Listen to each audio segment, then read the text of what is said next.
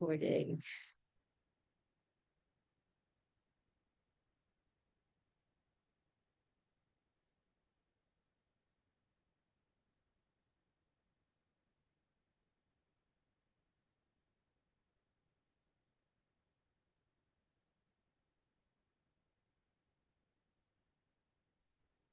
Testing.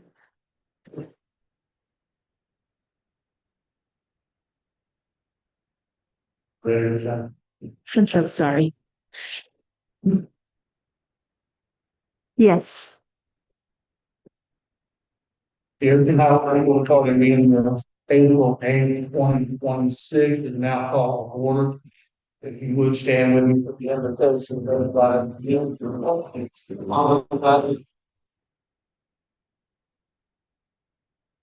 Our gracious and kind Heavenly Father, Lord, we are grateful and thankful for the great nation that we live in. We pray for our leaders, Lord, that you give them the wisdom and discernment that they need to make the right decisions for us. Pray for the unrest in the Middle East, that you would resolve that, Lord. We pray for our servicemen and women serving over there. We pray for our first responders here. We pray now, Lord, that you would give us wisdom and discernment as we meet for the citizens of Nassau County and the Port Authority. And we ask all this in Jesus' name. Amen.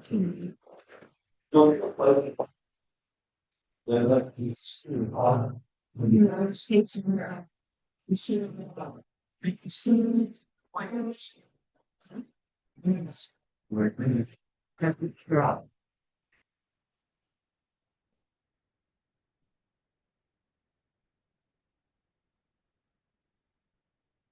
Presenter, please call the roll. Commissioner Cole, Commissioner Taylor, Here. Secretary Treasurer Hill, Vice Chair Moore, he is absent. Chair Nelson, Here. you have a quorum. Thank you. I'd like to take this opportunity to welcome all of our guests that have come to join us tonight and participate in this meeting. We now follow up with, we have no public comments on non-agenda items. So we'll move on to approval of minutes for March 11th and March 25th. Second. We will approve jointly. All right, all in favor, say aye. Aye. Aye. Motion carries. Okay, Opus Attorney. Yes, I'd just like to do not the only report that I have to, well, a couple of things, I guess, is, as you know, I sent you all emails and there's some emails going back and forth. I sent the, notice of the property appraiser lawsuit and the decision from the trial court and the notice of appeal to the bond trustee.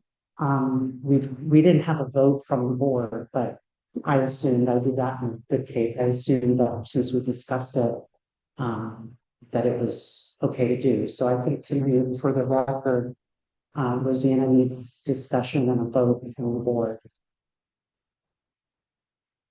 Okay, yeah, and I saw that. I will take it back because it was not something that this board discussed, nor did we approve it jointly.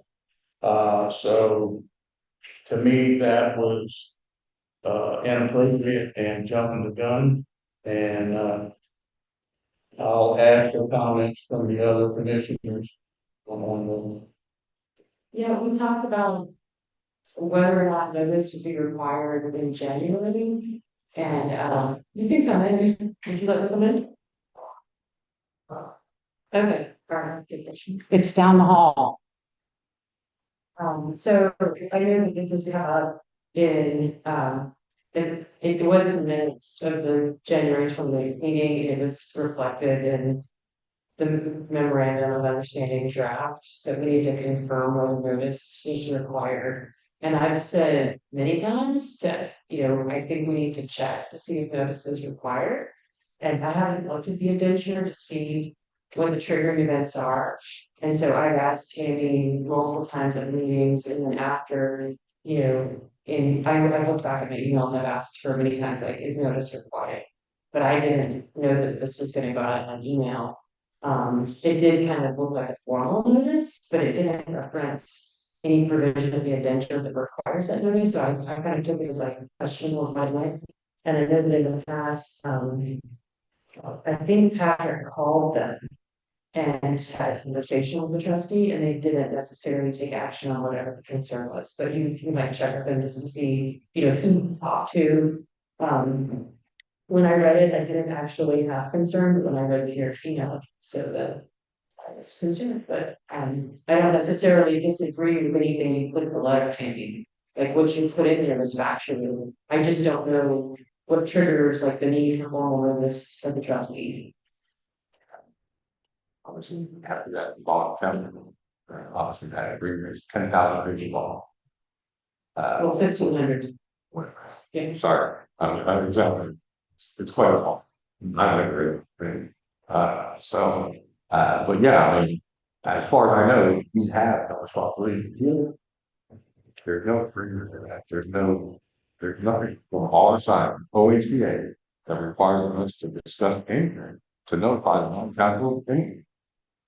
Okay, well, then she didn't reference any provision of the indenture, so I don't know what the effect of the notice would be, if anything. I guess they'll decide what to do with it. Right. They have it now. Right, it's too late, you can't recall it now, it's done. Right. The bond council, bond trustee has, it. There's no way to recall it. There's no way I laid out my email with that. There's a lot of things happening that could be, you know, a lot of potential issues, but you know, that need to be addressed or will be or whatever. But again, there's nothing as far as I'm, again, we have to go to the bond council to understand exactly. There's nothing that triggered that we have responsibility to notify them of anything. And I just don't see the need, and again, all you're creating won't work. And more, again, if they come there and ask questions, so they're gonna look into it. Again, it's not our responsibility to do it, it's like, you know, you have a 40-year-old man and you're telling the parents, so he's gonna look at his room. It makes no sense, there's nothing why, Certainly, only. whatever. But I leave it on I obviously in my email again, I just shouldn't have gone out. If it had been discussed with the board, I certainly let you know that. That completely disagree, it doesn't, you know, yeah, there's no responsibility, we have no responsibility to notify them of anything. It's really not our role to do that, and there's a lot of it, you know, when you start notifying them stuff, okay, where do you stop? What is notified versus what's not? And if there is something like that in the agreement, in the bond agreement, they would have let us know. If there was some kind of caveat that said, hey, if this happens, you need to notify us, they wouldn't let us know. As far as I know, there is nothing like that. So what would be the impact to the on bonds of an assessment? Is that up to the bond council to figure out whether that would trigger like a tax impact to the bondholders? I have no idea, you know, I have no idea. Because something, again, like I don't, you have a insured, I remember something about a duty to notify if any action would cause the bonds that are tax exempt to become taxable. And I remember when the trustees representatives visited the court, she said, obviously, there are tax exempt bonds that were issued and there were taxable bonds that were issued. If the tax exempt bonds were to be subject to tax, that would be, you know, a very material thing, but I don't know how are the tax issues. Exactly. Those tax issues will trigger anything, because it's still government property, right? It's still, the warehouses are still ours, the crates are still ours. You know, the relationship that we have with Robert and the implications with the tax collector have no impact. They're still our property, right? They're still government property, they're still owned by the people on the floor. So again, I just don't, again, I made it clear in my email, I just, you know, I don't see the need for it, I mean, why we're involved in this. Again, you know, so. But I don't think it's intended to be vindictive, like what email said, you know, it's vindictive. I think. Well, then why particularly this is that? Why not Because second house? it's the biggest liability. I think taking out being addicted. It's the biggest liability that the port has, and when are we, if Is it I, liability? number one, I mean, I could say the reasons that I think it's important to notify them, but I understand that I will not get a vote from board, so I want to make that clear. I'm not defending my action in that case, but this is going to, if this appeal, when are we supposed to notify that? If we lose the appeal? The day we lose the appeal and They're already done. This is in their own information. They're already notified. well, then this should make no difference whatsoever. Exactly. All I did was, But there's no person involved. In my contention in this, that board was Yes, sir. not notified, did not know until I opened up my email. So I would ask going forward next meeting, we stay with the protocol that it's board directed. And I disagree with terms of this, the biggest liability. I was in Florida, farming in the law, then this, and 12. So, I mean, when you start tomorrow, hey, this is not a business issue.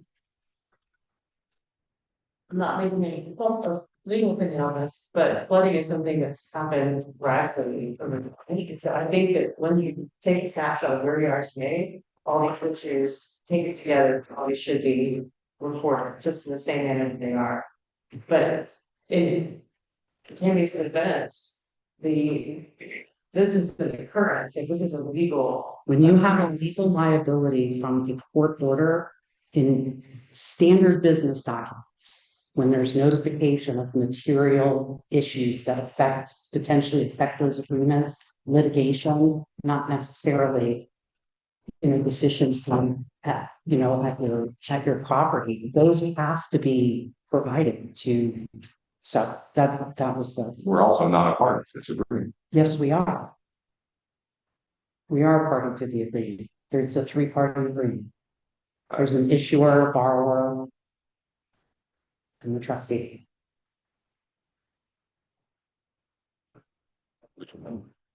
The issuer.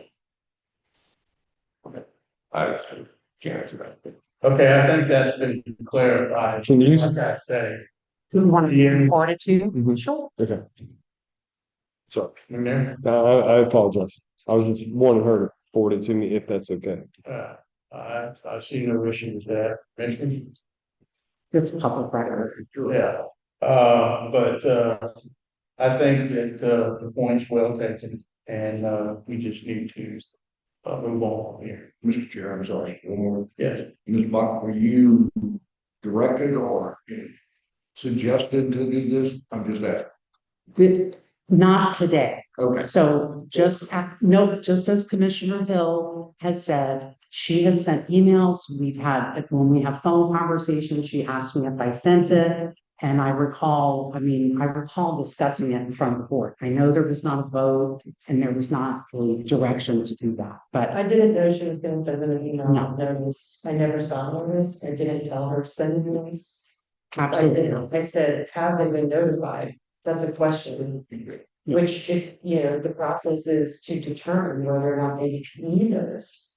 And then to respond back and say, they've been notified in the public, or they have a copy of the order. Or no, we don't need to notify them, here's why. I mean, that's the response to that question. So, the findings concern. The notices, every notice that goes out to any series, here. The consensus will go, except this one, so I want us to call. Yeah, so like the chair said, we can do that, we gotta do that, not necessary, but, so that. Okay. all right, so the forward to the next item, and that would be the, financial report for the county. So you see the treasury report, we received it on Tuesday, so we're close to the month, obviously, it takes us longer. Could get a meeting package, so you have the monthly report, no comments, obviously just the regular ongoing expenses, so we're gonna put it forward. Obviously on page 2 is the balances in the accounts. And then, the infrastructure fee just to pay the $50,000 to the city and the facility fee. I will point out the infrastructure fee, we are at 1/6. So we don't have half the money collected to make that payment. So, uh, so that payment covered $50,000 locked in returns. Currently we have it at 2,692. So March 31st is the halfway point of the fiscal year. So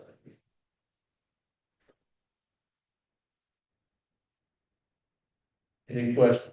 So is your recommendation to adjust the tariff amount? I have to like this on that. Right now, but give us $50,000. I don't.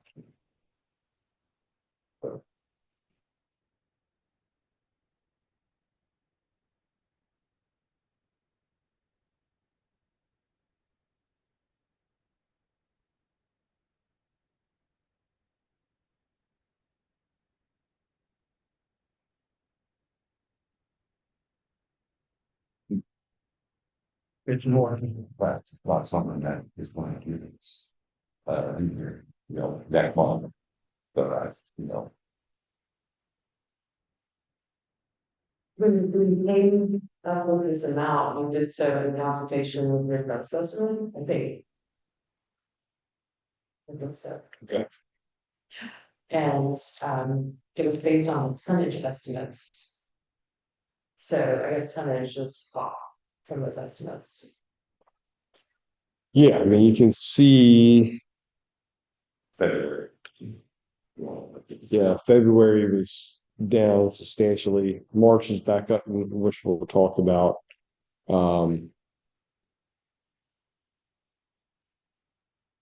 Yeah, November, Feb, ones. Needs to have about that.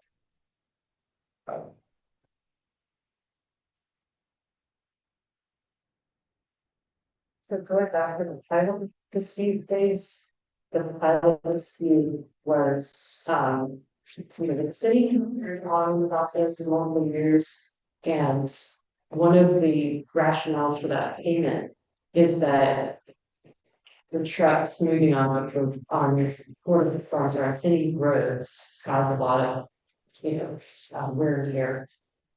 And so the city needs some compensation for that, for the wear and tear of roads. So there is a logical nexus between more tonnage and paying a pilot payment to the city. Hmm. We asked if we could have pilot payment to them that was contingent on tonnage, and they said They said flat fee. they won't want it, because it also be property, I think. Okay. They did a lot of work to. Really push for it.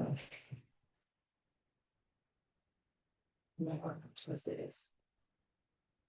So we're left with a flat fee, so we have to be able to adjust, our revenues or our intake. In order to pay 50,000, instead of more. Okay. So, do we need to do it, I mean, we need to know what the tonnage is going to be, so we can estimate those increases. Do you have a tonnage estimate for the rest of the year? Okay, projections? I mean, it's tough to make that guess, but I tell you what, we can get our best estimate and then go from there. Does that sound fair? We should be at 25,000, we're at 18. Okay, so 7,000 short, plus.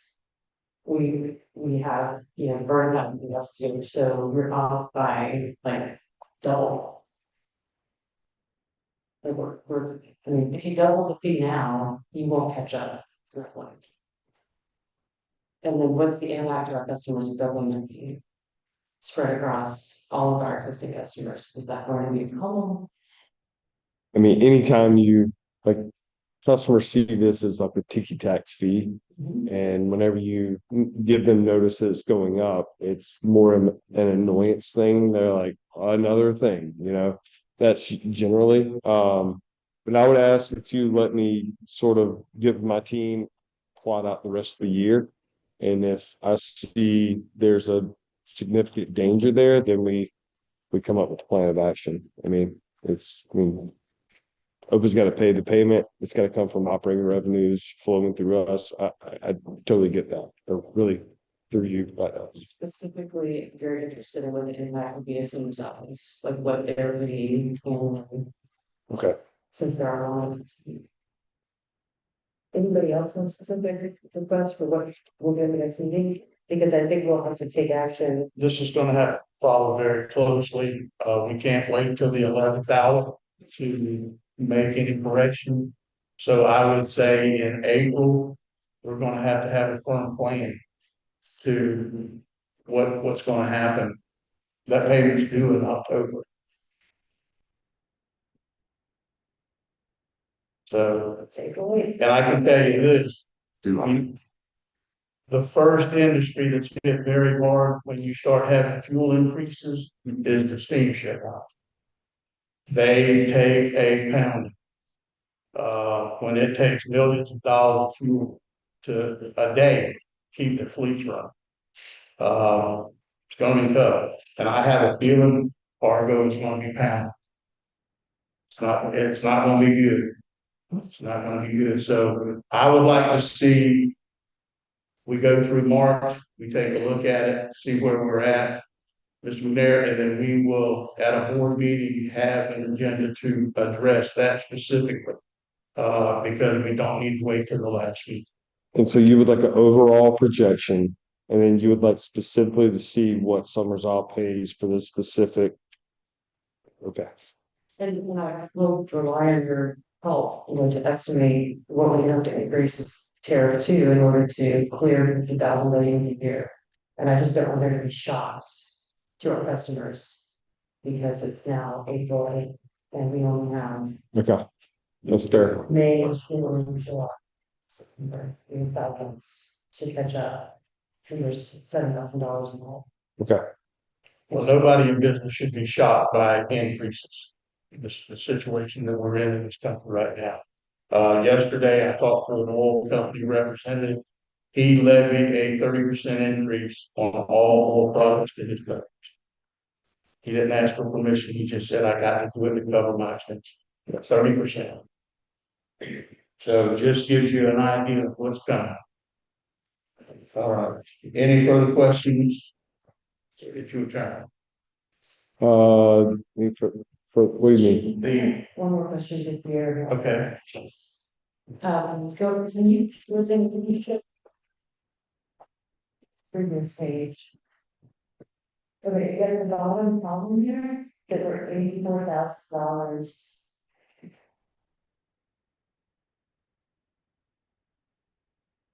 When I was looking at this at home, I was trying to figure out, is it because of the timing of the quarterly payment?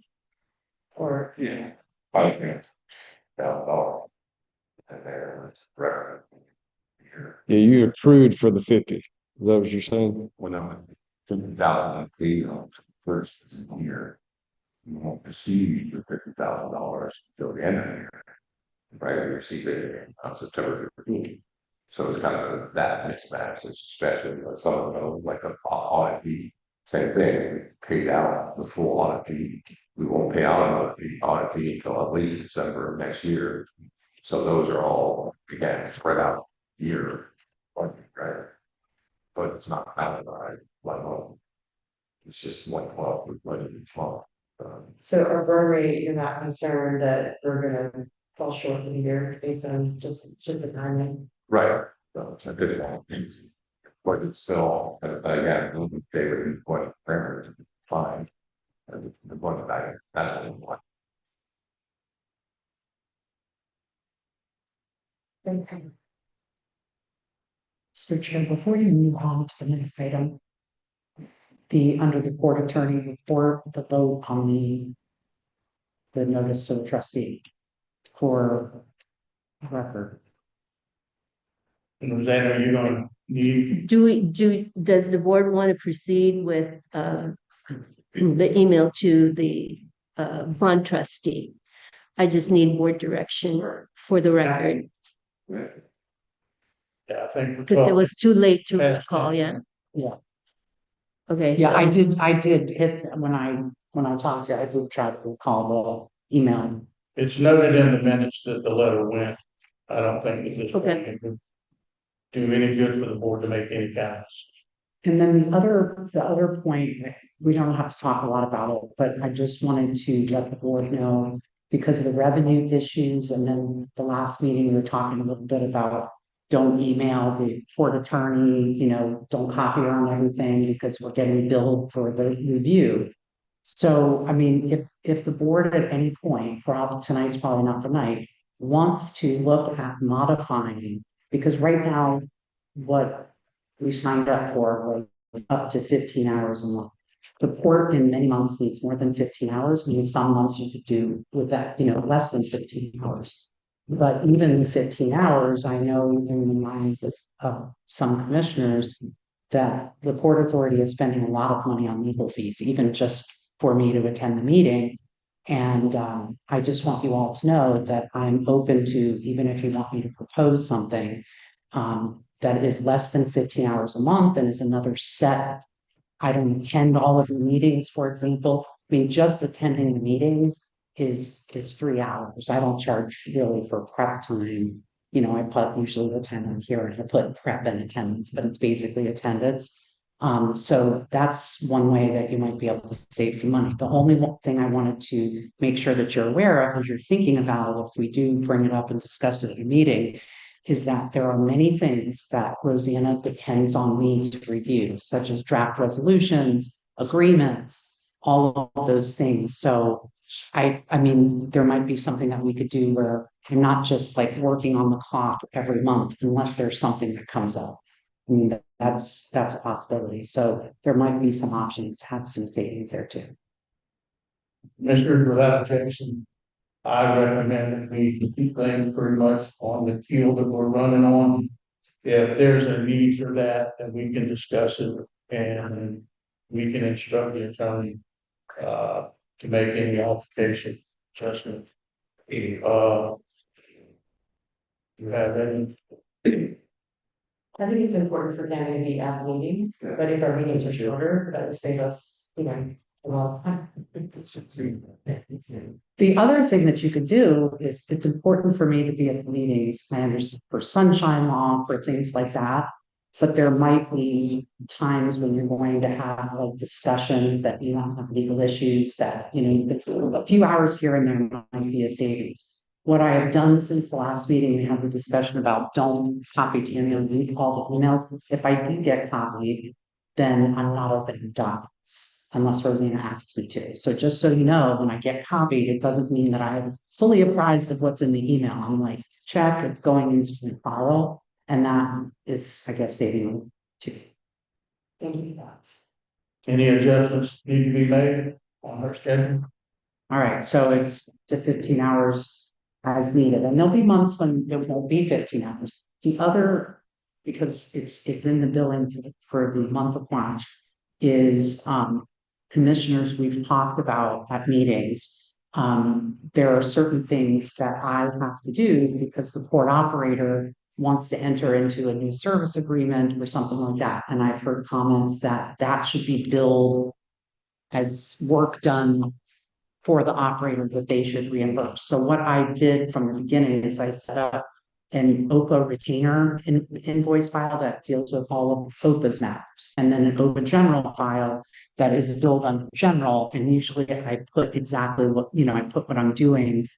And those are intended to be reimbursed by the operator. However, the operator might get some of those reimbursements. We don't have written agreements for everything that I've worked on. For example, the MOU for the new service agreement, I've been putting that under general, but if Rosanna sends that out for reimbursement, the operator has not necessarily agreed in writing to reimburse those costs. Although I know some of you believe, and I don't disagree at all, that the indemnification under the bond indenture is quite broad and probably covers that.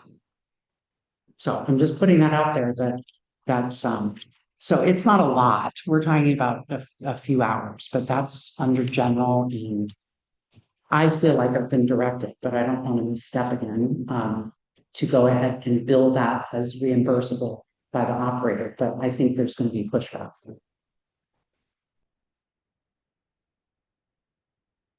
So do we need a confirmation from the port operator just to make it legally binding? What meant to? Yeah, he has to make Confirmation. input. Yeah, I have no context. For your work on your MOU?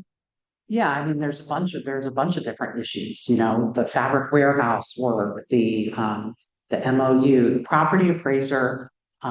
Stuff is already done, but everything that I've done, I've just been setting it aside. It still gets paid by OPA. And then OPA can seek reimbursement.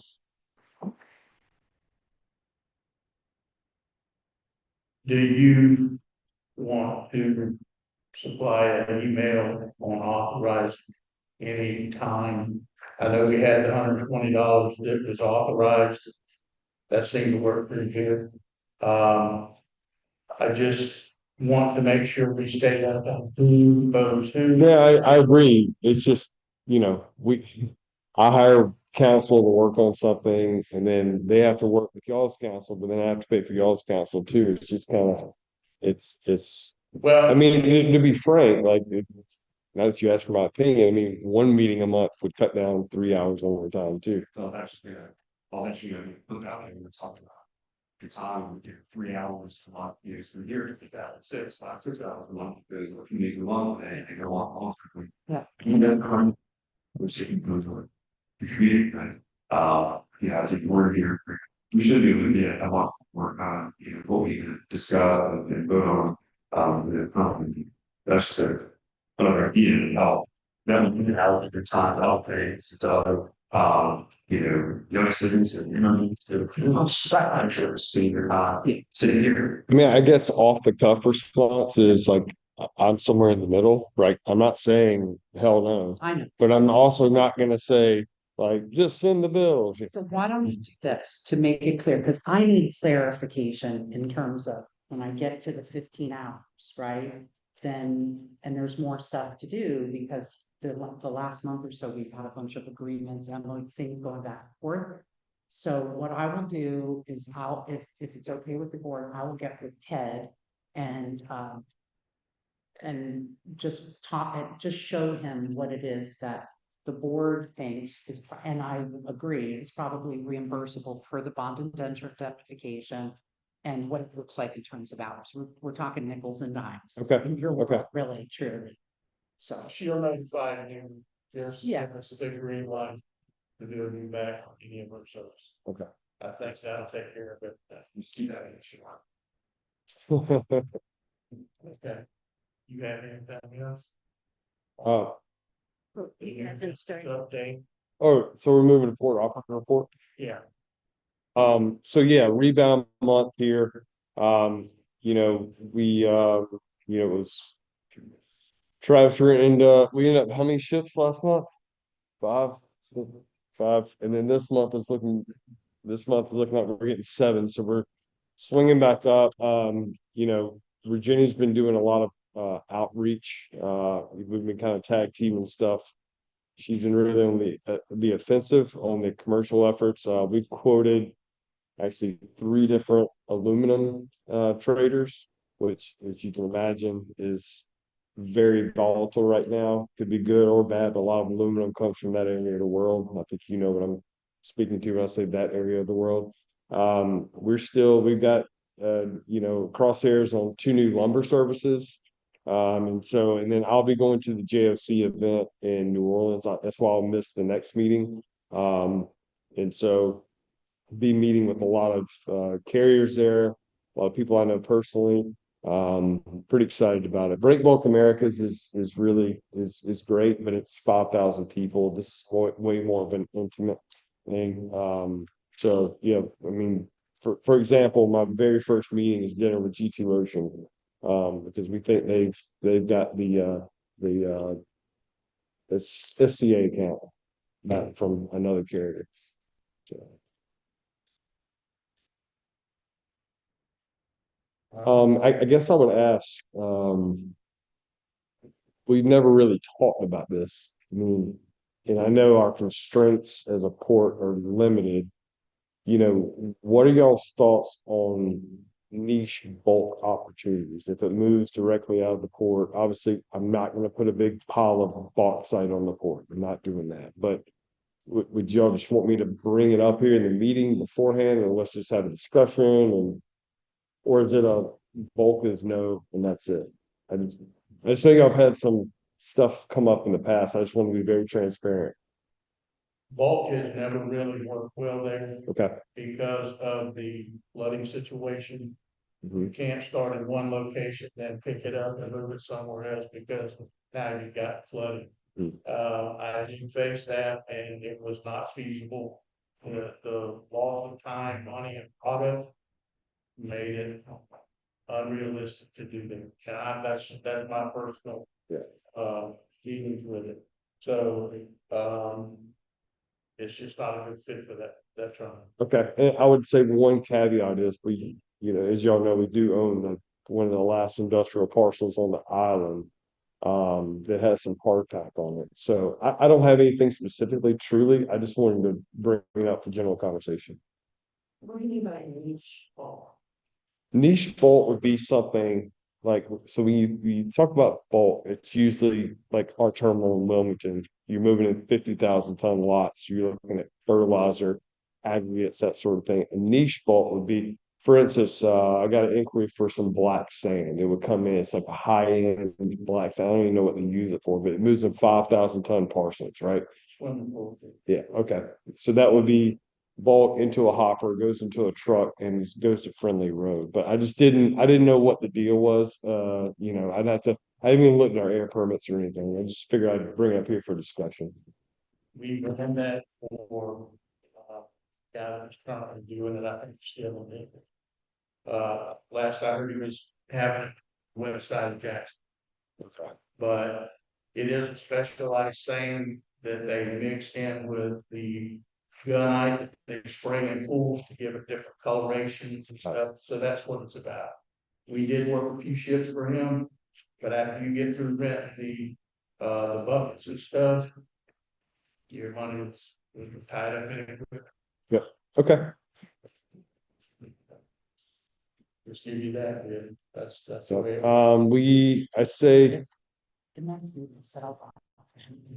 I would say we do have so I'm expecting a response, obviously, from the first quotes you saw for the crane refurbishment. We did have a firm come out that we really like that crawled all over the crane, and they're gonna be able to get a quote in. So I know we're gonna have at least 2 quotes for their refurbishment for the RFP. I had another firm email us, but they haven't scheduled a time yet, so hoping they'll get out to me. So we're moving forward on that. All right, any questions from the commissioners? All right, moving on to old business. The website redesign, I think, I hope I'm not speaking out of turn, but I think everything is heading in the right direction. With the exception of the history and current status at the Port of Fernandina. I would like, Mr. McGarry, if I can get with Travis and go over some specifics with him. To report back to the web designer so that we can incorporate more accurate do's and don'ts. I think that's all I've seen. I don't know if anybody else has anything. But, if I can get with him maybe an hour, I think we can go through it and clarify. So, if we do that, then I'll report it back to you, Rosanna. Yes, please. And if you could have it done before the next meeting, because she has a deadline of the new website up and going by the end of this month. And she doesn't have any deliverables today. I'll give her him before he leaves the meeting tonight and we'll set a schedule, maybe first of the week sometime. Next week, we'll get this worked out. Thank you. Okay. Um, With that being said, we have two comments on 11B, the fabric warehouse. The first one would be Catherine.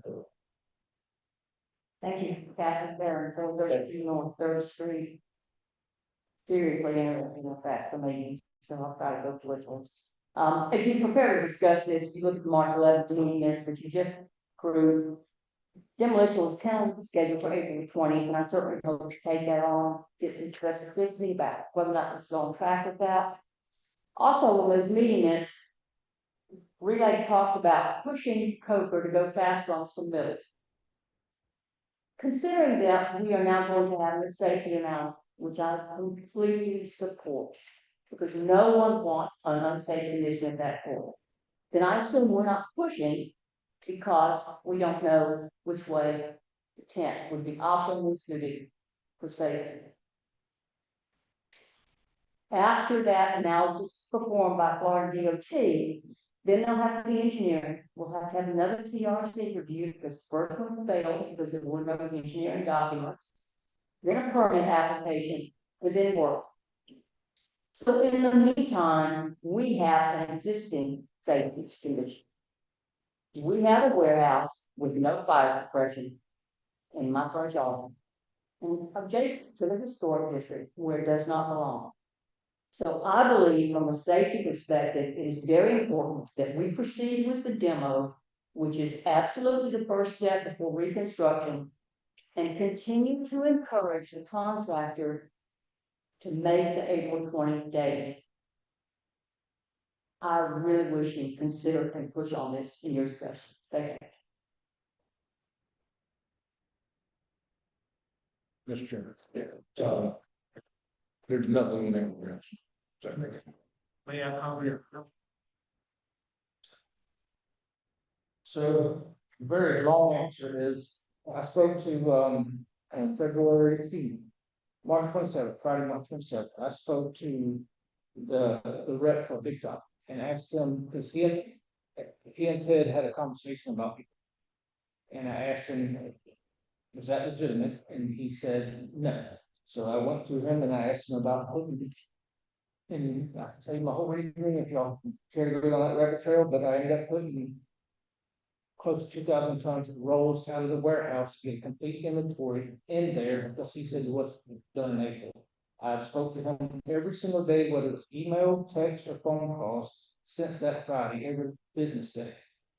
As of 6/10, he's ready on the 16th, next 8 days from today. So with that being said, like the KLB shift is starting on Monday. Get all that cargo out by the 15th. And he can be prepared to take it down on the 16th. So that is a complete, just a shorter end of the long answer, but that it is coming down on 16th. That's from Big Top. He had a crew that actually had a job cancellation, and I don't know if I pushed him so hard. He is supposed to be here on the site on 16th to take it down. The next steps, obviously, will go from there from after the review of DOT, but it is in for 16th. Sure.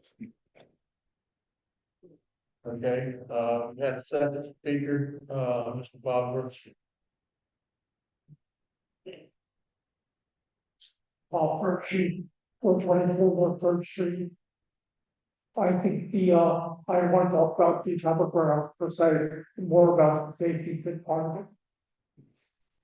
Really, I think the dot instructions analysis would be too broad. We have been discussing 2 locations for orientations for the type of grounds, north, south, east, west. I think like Florida DOT forward to be restricted to checking out the safety of those 2 designs or 2 locations. And frankly, it's the first location, which is the one that's been approved several times for the well, which is the north south orientation of the dark grounds. If that's deemed safe, then maybe that's the end of the story. Then that's the one that gets erected. And you understand again, end of story. However, if it's deemed to be unsafe, which I wouldn't want, either with Catherine or any other neighbors. We would do the analysis on the east-west orientation. And if that's safe, then we would go with that orientation, that would be our recommendation. But I don't think this is, the way it's written today, it's too broad. If they could put the back warehouse whether they want them. We're really deciding whether two locations are safe or unsafe. That's all I have, thank you. Mr. Chairman. Yeah.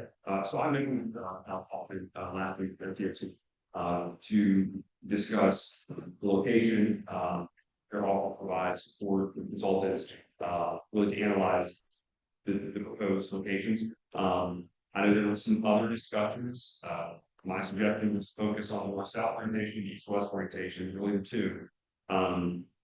They're expending their time and resources to do this for us. They're really acting as a mediator to help resolve this issue. And we certainly should be grateful and for what they're trying to do. So to give you a little bit of updates, what they had, stressed me was in anticipation of the vote tonight, they were doing some pre-work. Pre-work really includes comp plan and permitting. So they're already getting that, taken care of. Once the vote passes tonight, and it comes to an agreement, they're then going to need to interview one OHPA representative, and then one representative from Relay, and then from there, there's doing their safety analysis. With the time frame of roughly 2 weeks. So I would anticipate by our May 13th meeting, we should have something back in a clear, plan. It's important. They stress that, house restoration, we all know this, that what they come up with, their recommendation, we need to stick with that. And I think that's fair. I think it's something we definitely to consider. But I also want to say I appreciate Kyle Kaufman and the deputy team, working with us on this because they don't have to do it, but they see an issue, they see a way to help step in and mediate, and appreciate it. Mr. McNair, did you see the resolution for that action and or the letter? I would recommend to this board, that the letter be used, instead of the resolution, in this case. This is what you're referring to right here. I'm sorry, Chairman. Yes. Page 21. Okay, Yeah, that's the letter. I'm fine with that. I'll do it. I would just from my view, I mean, there is a caveat at the end of number 2, but we'll just have to agree to work together. Saying subject to approval by OHPA board. So it kind of, I think that it should say that both parties agree that whatever their recommendation would be, that they've asked, since they are willing to stop what they're doing to lend their expertise to both sides. We can change that verbiage. I don't want to hold this up. I would just like a verbal record. Just strike. So on numbers of the letter, you can plot the sickness alternative or create a warehouse issue, period. And it's presenting on subject to approval by him or it tells them. You can then turn around and say, we're change the recommendation comes through. So I think subject to approval. I don't think that ordinance is necessary because we are saying in that line that we both agree to comply with the same results. You have a problem with that? No, sir.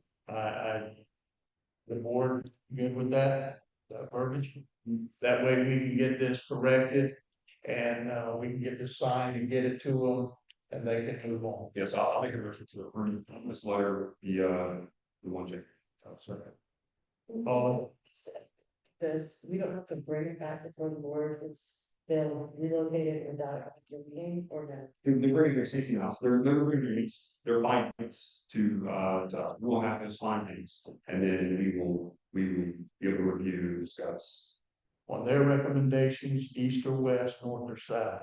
Okay. And the agreement is between this board and the operator is whatever they suggest would be Come back. impartial, the best, then that's what we do. Maybe that's what the subject to approval meant, not the. Uh, Go against the, I think it's just to be presented and approved at a meeting. Right? Like- Yes, that's for tonight, subject to approval to the letter. I don't. But I will strike it. Chair wants to disagree with that. I will strike it I'll, though. I'll sign it either way.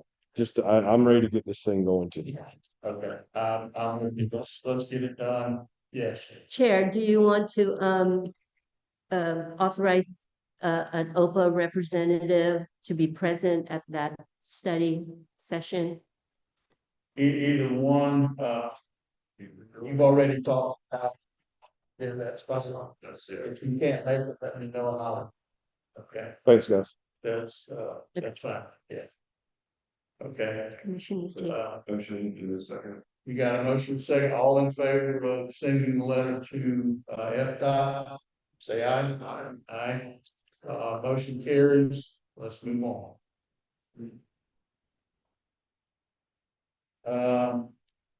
Renegotiation of operating agreement, the MOU.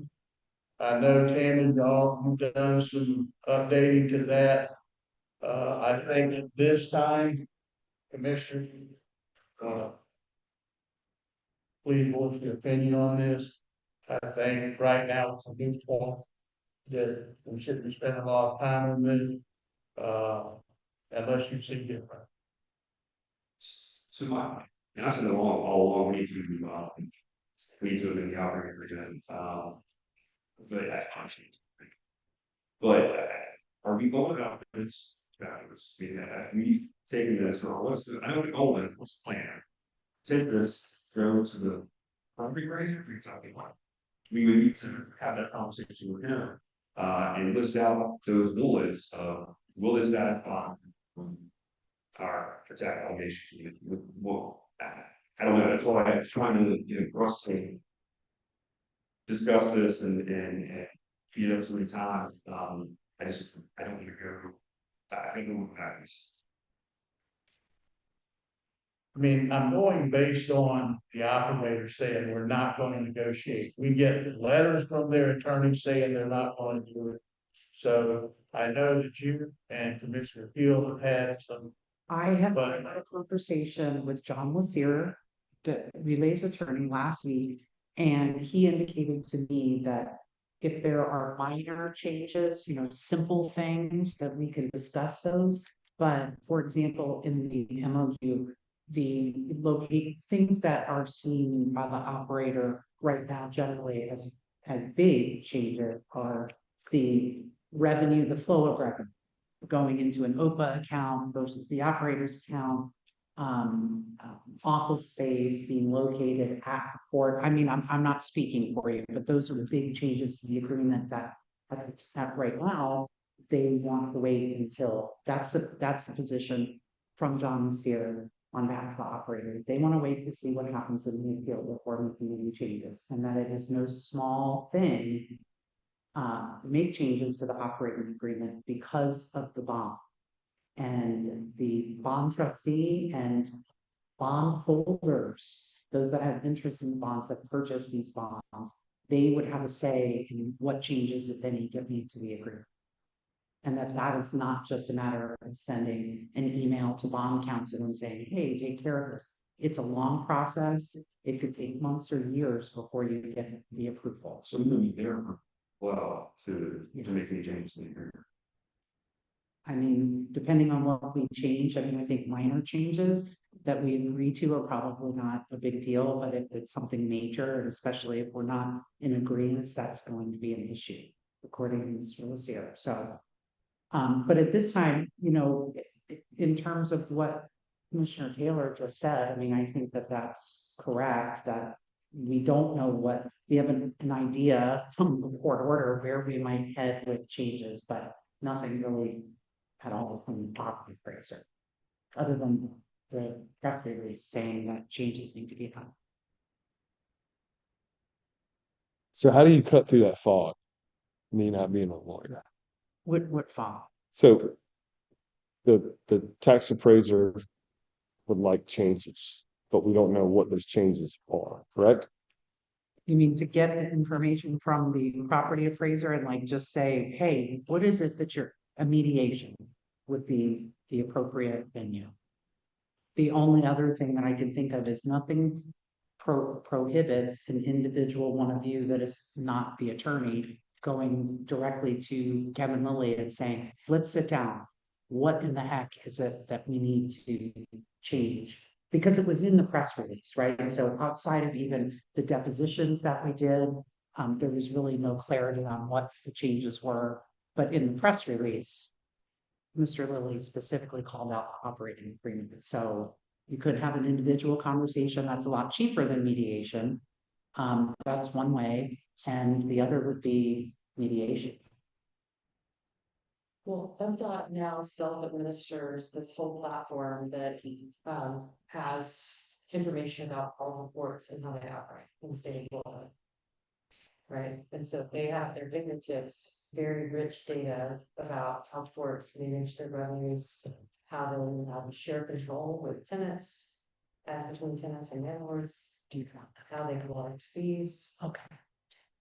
Right, but this is not like a Tallahassee issue, this is a Nassau County issue. So the issue, Right. but if you're gonna defend the way we do business here, one of the ways to do that is to say we are consistent with our approval. And this is how fees are collected for the authority, and this is how authorities do public business throughout the state. And that's going to demonstrate that we should be treated like a public authority, not subject to tax, just like all the other authorities are being subject to tax, right? And so if OHPA needs to collect a fee, most of the courts, they collect those fees directly. And so ask that DOT, they're very willing to help us sort out our differences so that we can work together to solve all of the challenges and, make the Port Authority profitable and address the needed infrastructure investments. So, I mean, I don't think we get there. That was one. I don't think we get there without some changes to the operating agreement. Because one of the other big suggestions that FDOT made in their meeting, and I didn't talk how well, was that we have a port director that is an open port director who is managing the affairs at the port. And the last time we had a port director, Dave Kaufman came up with business opportunities, and your company said, we have our business development, and we don't need to take new revenue leads from the port director. But Those new leads didn't bring any new revenue. Right. But didn't have any influence or impact on port operations. And so if we're gonna have someone who looks for OHPA, he does grant administration and provides seaport governance, that person has to have the authority to interact with the operator and have chain of command. And that doesn't exist in our operating agreement. So we can hire the board director, just as much more like that as David Hoffman was. so I would just like to add, like, I would never turn down advice from a professional, especially affiliated with OHPA. I don't know, I don't have any history on what happened there, but if you did have a partner, if you had someone to work with myself and Travis and Corey, I would have no problem working with that person. We can put it in writing. I mean, I don't know why someone would turn down help like that. We don't need to rehash the past, but I just don't want that to be the tenor of the comment that, well, we had this person that they got rejected in the past. That's not the way I would attempt to go forward here. No, and I agree with you, we need a port director. So that will have to be documented, right? So 100% agree. I can tell you how, from 2011 to 2018, with Kinder Morgan, they had a business person in the office, Val Quick, took care of all of the biddings on jobs. He worked for Kinder Morgan. This board never had a problem with him because he showed up at every board meeting. He presented this board with facts and figures, new opportunities. We secured new business. He was Kinder Morgan's man. He took care of everything. So to say we can go out and this board did experience going out and getting somebody and bringing them in. But to bring somebody from Jacksonville up here and trying to mold them into what this board requires didn't work out too well for them. There was a lot of things that just weren't done. And it led up to the board making a decision, we can't afford this anymore. So I say all that to say this, be careful who you bring in, because if they don't understand this operation, this don't work like any other port. It's different. So I was kind of relieved when you brought Philip in. I don't know if you two guys know him, but he was a commercial sales guy that came thinking, now finally somebody's got contacts in the field and in the business of maritime. He can make contacts with the people he knows. Well, it seemed like that nosedive didn't work out very well. Philip, Yeah, I don't recall his last name. He was a commercial sales guy.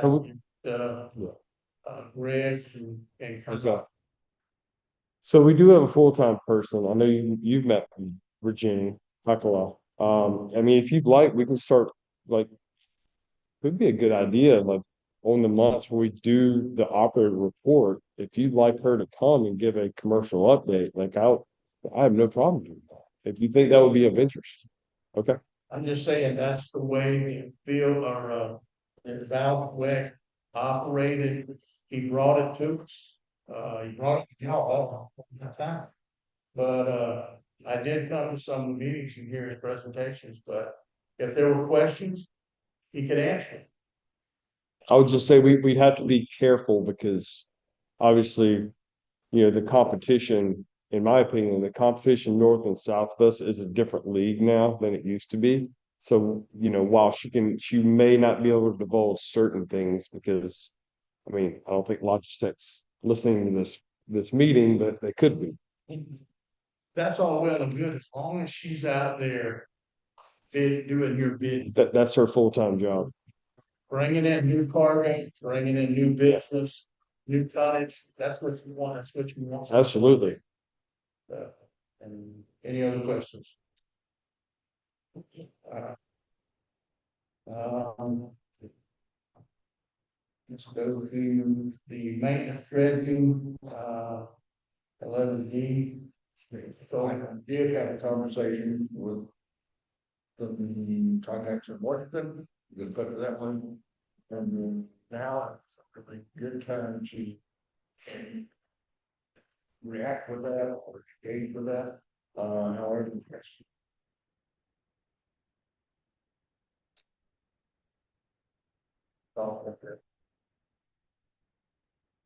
Um, looking on tour to see what we can do.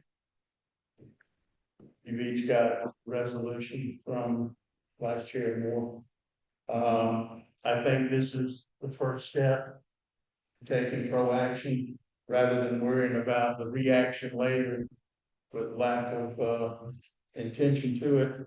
So I'm going to ask tonight on a motion to pass this resolution that we use that money and put it aside for that maintenance director. Any comments on that? So did that resolution make it into the packet? Yes. Okay. You roll down on them, you do. Page 36 or so.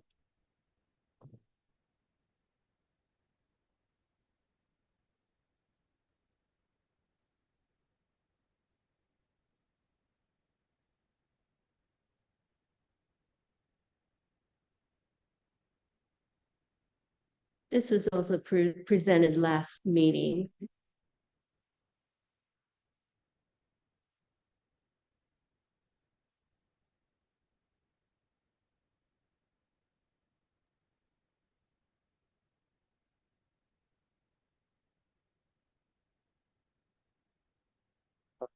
Mhm.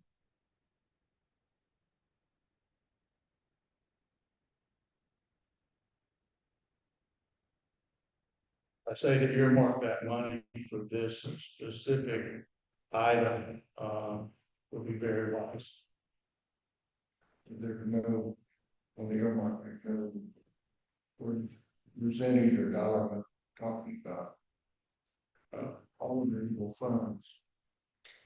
Oh, in the CIFR. Yeah, it's whatever's in there, and whatever goes in there, we designate strictly for that maintenance. Okay. Right now, in the maintenance fund, it is, Any further discussion? Do I have a motion? On the committee. I'll second. All in favor, say aye. Motion carries. We'll designate. Yeah.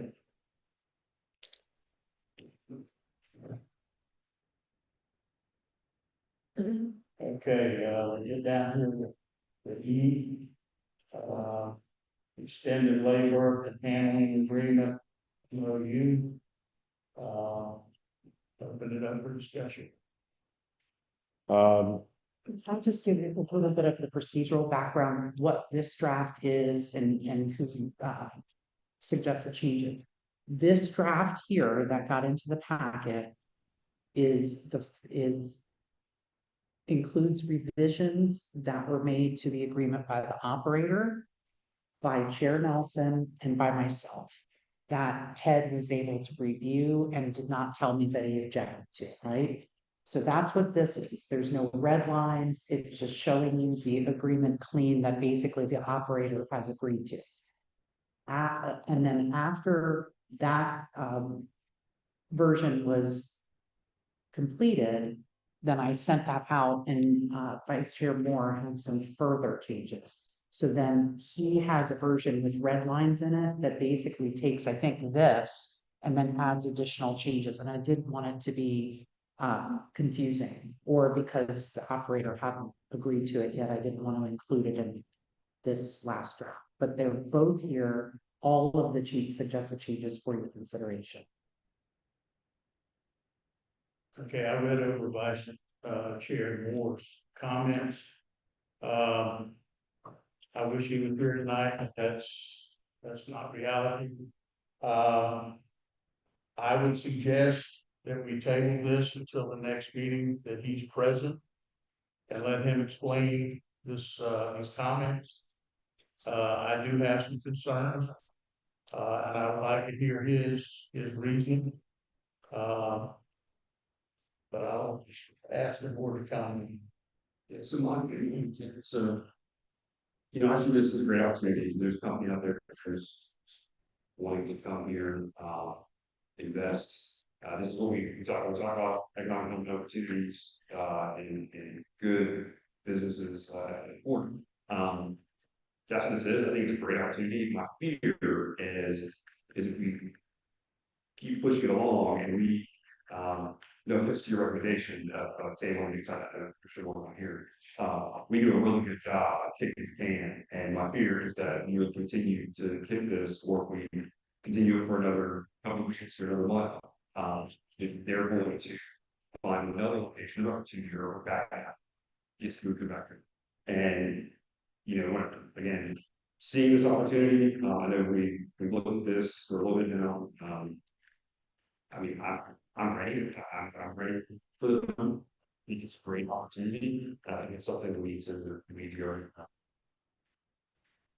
So what I've been reading Commissioner Moore's statement, I personally whether we needed something that, like, as long as relay is, in place, that we continue to pay whatever this, like, percentage split, whatever we decide is fair.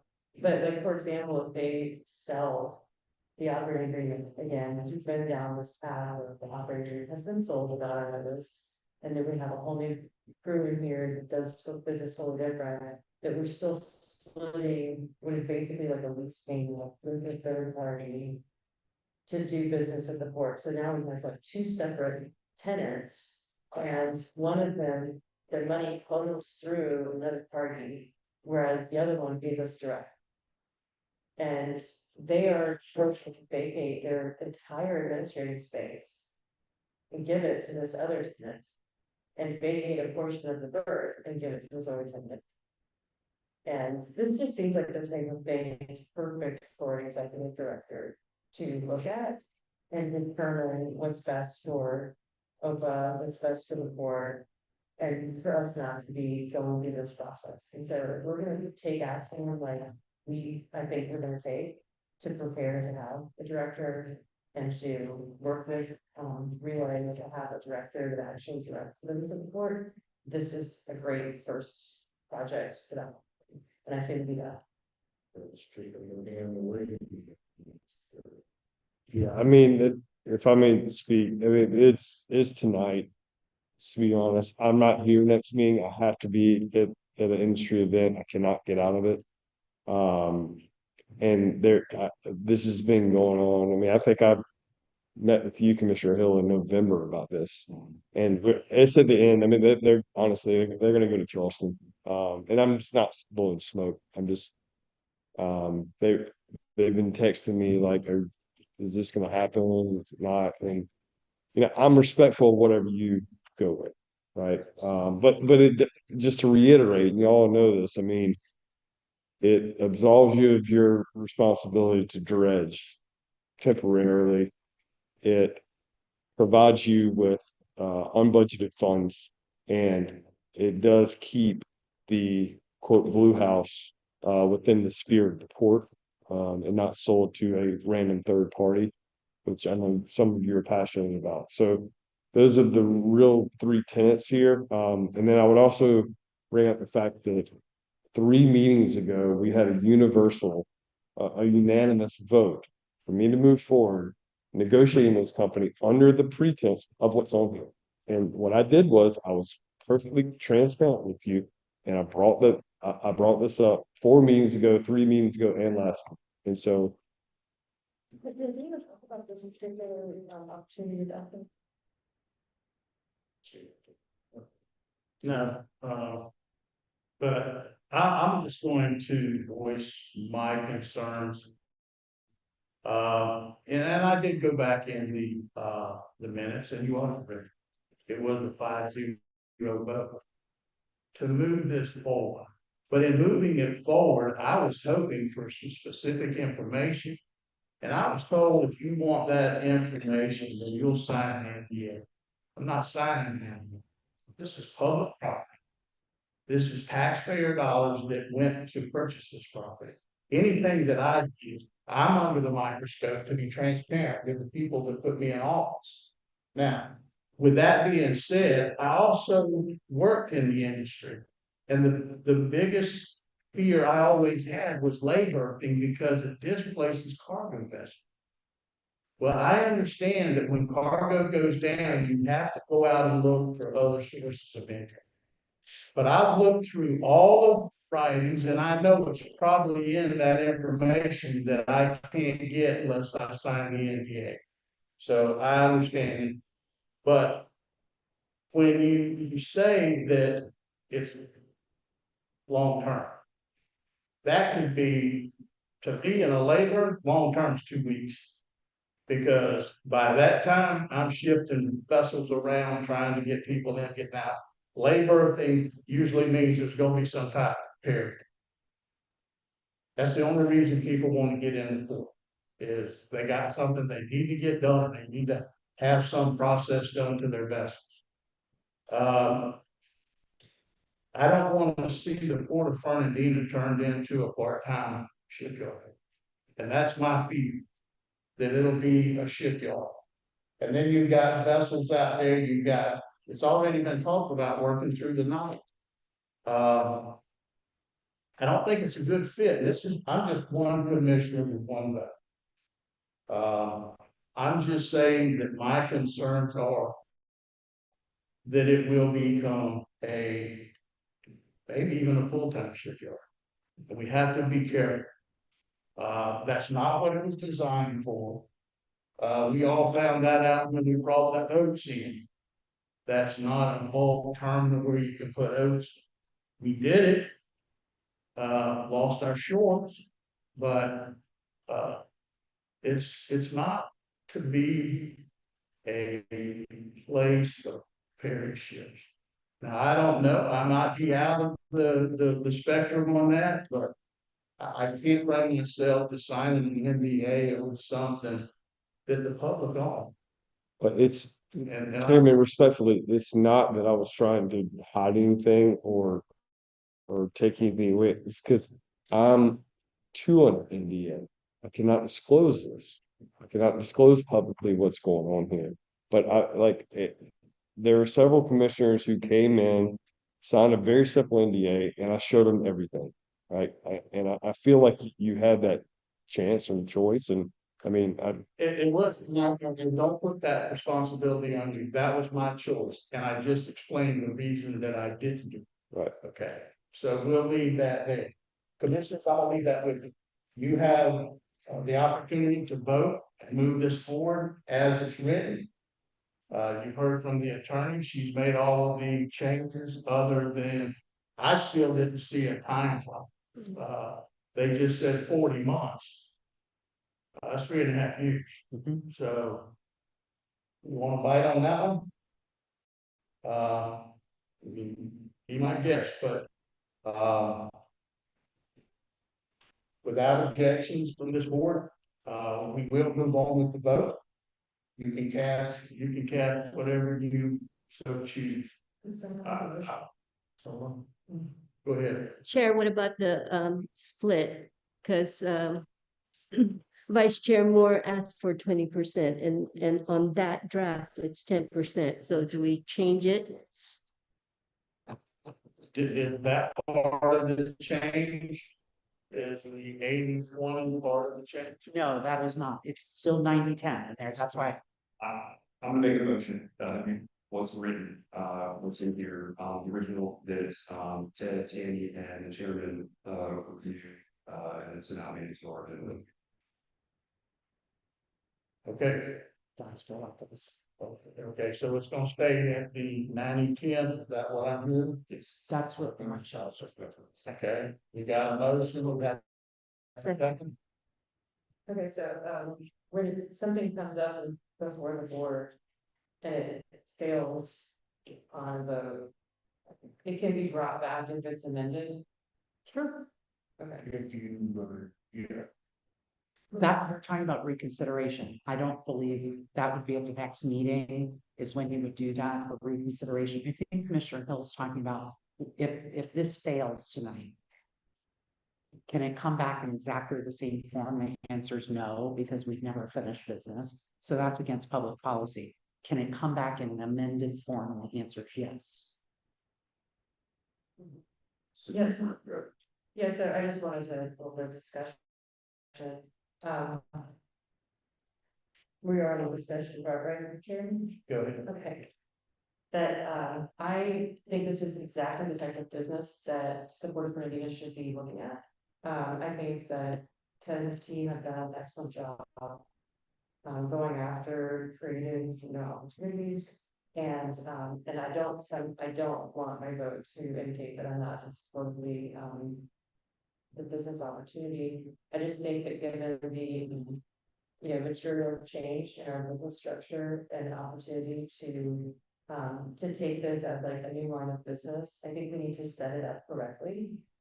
Because when I read FDOT's recommendations, what I hear is that we are supposed to be, not as a board doing what we did with this MOU, like negotiating it. The board members should not be taking a hand in the business of the board. Opining on all these details, that an executive director should look at it and set it up correctly the way the board should set up, right? And I am not hearing anybody even discuss this, even though it's public and it's attached to our meeting packet. We could have discussed this with FDOT and said, is this, the type of thing that is a great way for us to do business? Because there is a lot of scrutiny on it right now. There's a lot of scrutiny for us to take every single opportunity um, to drive revenue to the port and to go after the grants that are going to, fund the investment that's needed. I've heard the figure of $100 million was needed to fund funding. And so we set this up wrong, where money is flowing through one party to OBA, and we miss an opportunity to fund executive director position through this. Then I don't think we should rush to take that step. So I'm gonna have to vote the way I think is in line with the direction I'm moving. So do we risk using this all, if, if it doesn't pass tonight? I mean, if they keep tabs on the meeting or doing it, does it become, let's use it out. No, and they're listening. So risk losing it altogether or losing out on opportunity. Yeah, I mean, 'cause again, like, I feel like I need to be here. I mean, unless y'all can move forward with something in the next meeting, I don't know, but I can't be here at the next meeting. And Our support and concept of business opportunity, and then bring us the definitive agreement. Why don't you even need it in MOU? Why don't you bring us the definitive agreement? Like this to me, because here's my fear. Like I could, right? And like, maybe the devil on my shoulder says, just go do it, right? But you've lectured me specifically about the operating agreement in section 6.10, which we agree on some stuff, we don't, but you've lectured me on that. And so I'm trying to be transparent and bring things up to the board. That was that's the actual, the actual agreement you would have with them. right, because once I do that, it's a public document, and now that competitive edge they think they have with Ferdy, and now that's open to the world and all their competitors. Yeah, so I guess one of my major concerns was when you said in your proposal that you were gonna lease office space to them, and then you put that office space up for sale. So I thought that the opportunity was dead, because why would you put up for sale a very building that you claim is needed for? So, yeah, so the core business was never in question, right? It was just where would they sit, right? And then we went from the Blue House, and then it's like, well, we'll just get somewhere in town. Well, no, then they said, no, we've thought about, we really want to be at the fort somewhere. And then, so then we went back. I mean, the core business was never in question. It was just that where are they going to sit? And to be frank, like we don't have a huge port, so I don't want a bunch of job trailers and cars down there at the port. And I think I know the answer if I come to y'all and ask if a bunch of job trailers and cars can go in your lot. I know it's gonna be a no. And so then we pivoted back. And then once it's listed, so I might as well see what the market value is. But depending on how we pivot here, like I have no, but if I don't have a need for it, then I don't, I don't need a big historic house if I don't really need it for office space for myself. But Chairman, you haven't even seen the summary proposal. You haven't done that, who wants to do it? You won't show it to him without an NDA. I guess it's fine. I'm not challenging you, I just was asking you a question. I mean, there was no reason for me to do that. He put it out to the commissioners. If you want to look at this, you sign it and then you get the look. I have a problem with that, so I did sign it. I had to. And I don't fault you. That's my decision. Okay. Okay. All right, we have a motion and a second. Any further discussion? All in favor, say aye. All opposed? Okay. No. So the motion does not pass.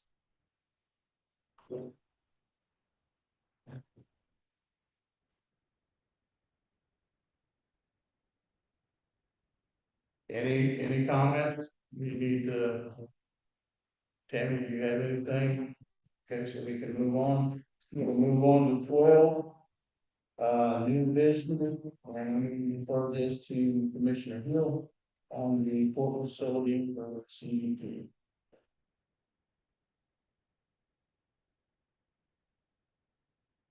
Think that we have money to allocate it. All we're looking for is, correct me if I'm wrong, is the good tabulation or. Go ahead. Yes, Chairman, FDOT said the funds are ready, but before they issue a notice to proceed, they need an RFP from us and bid tabulation. And I think Mr. McNair mentioned at the FDOT meeting that he wants a design build.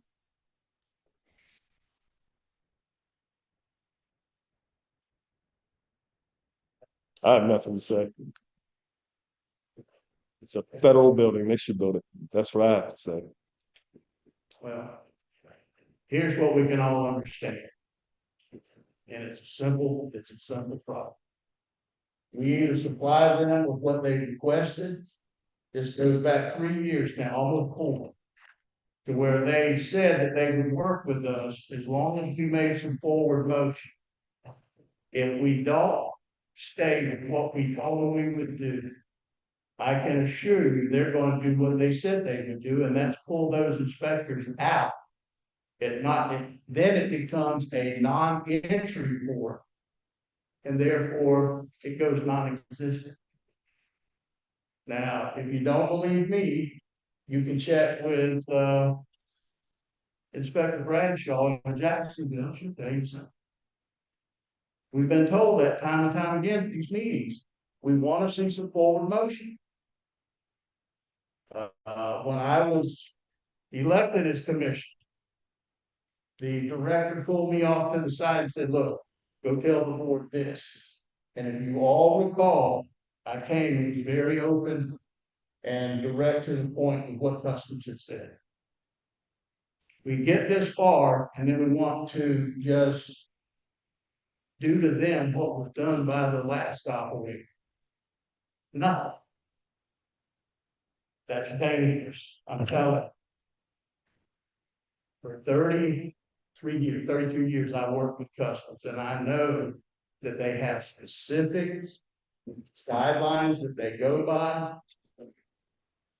Some of you have talked to them. You were in on the discussions. They're very to the point, and this is what we want.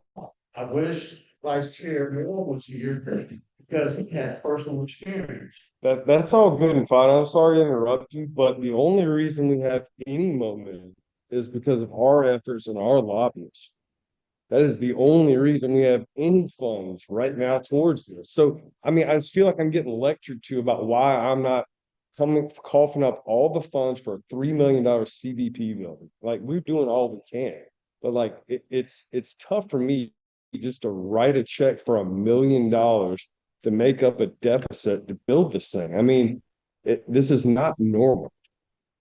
We're just being frank with you. I mean, it's very frustrating. I mean, we have right now in front of the legislator almost $1 million. Just cross your fingers and see if we get that allocation. That would be great, right?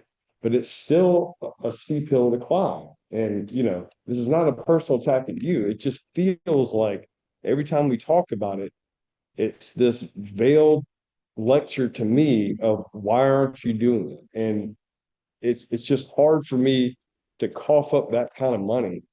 I apologize if it sounds like that's the way I'm presenting it. But I was here when for 4 years, U.S. Customs was lied to. And I'm gonna use that strong word, Okay. lied to, because that's exactly what it was. And when it came up for the rental renewal, they told me, no, we're not doing this. Because you told us all along you're gonna get us the facility that we require. And you haven't done anything. Well, in the conversation, I asked, this is a new beginning. The old regime is gone. Give us a chance. They did. And you know what? We're almost 3.5 years into it, and we're still no closer than we were back then, other than right now, having some money, and I appreciate everybody's hard work in this.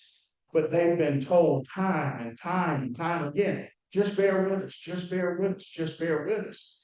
It's not gonna last much longer, and they're gonna say enough is enough, and when they, sky's out of here. I was told they did not send them back funding. Do what you want. Then it becomes a non-entry port. You can't call ships. You can if they're cleared at another You can't. sport. They won't do that.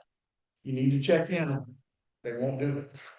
So you're saying Customs Border Patrol will abandon this port. When they go. I'd love to go to the media with I'm that. just telling you, you need to check in on them. I'd love to go to the media with our tax dollars are funding one of the highest funded agencies in the federal government, and they're going to abandon. Hold your questions because, Vice Chair Moore would be the exact one you want to talk to. And like I said, we were told as a board, this is what we have to have. If you can't give it to us, then we will pull back and fund you. That was told. Commissioners, I asked you for your input on this. The ones that were involved in the discussions, it was reported in the minutes at the meetings. We can't continue to tell them we're gonna do something without some brick and mortar going on. I'm just telling. Okay. So when it happens, it's there, I understand. okay? Anybody have any further discussion on the CBP? Well, I mean, as the liaison to customs, they're very, I mean, it's similar to dealing with, any agency, any federal or state agency that have requirements and they don't have the, flexibility to deviate.